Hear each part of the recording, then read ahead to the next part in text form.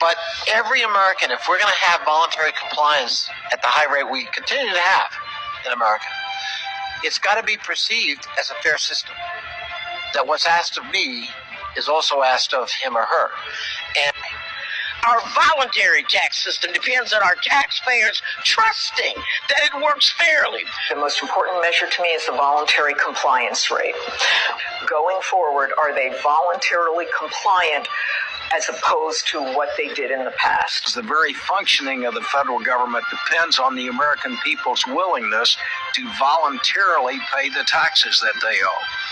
To having to prove themselves again after they already did with voluntary tax compliance. So being able to communicate with them in language, on writing, online, and whatnot is very important to us.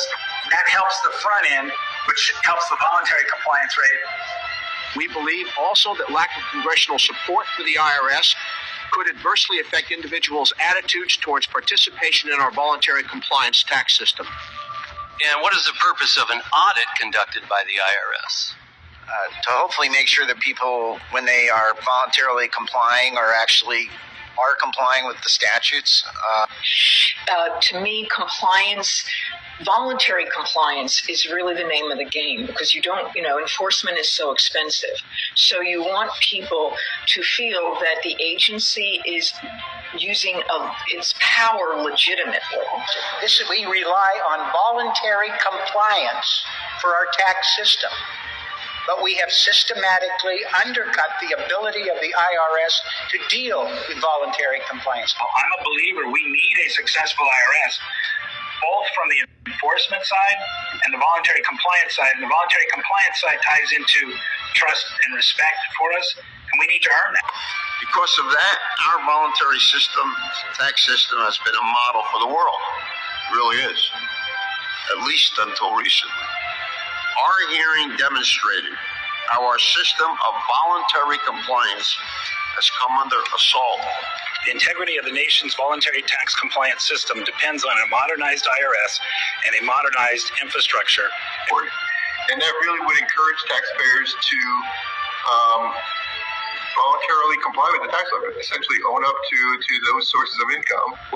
Because our tax system relies mostly on voluntary compliance.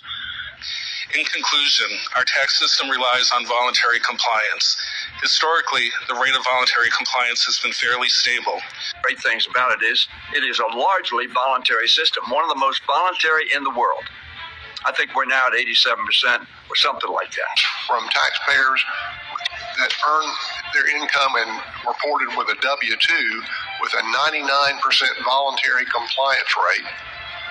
The investments we're making in helping people get it right are going to mean that voluntary compliance rates also go up, which mean that we're going to make even more revenue. Our estimate's somewhere in the neighborhood of $400 billion. And yes, there is confusion in the way that people comply with our tax code. And historically, we've had a high compliance because it's been voluntary compliance. Everyone believes they're being treated fairly under our system, but that's no longer the case.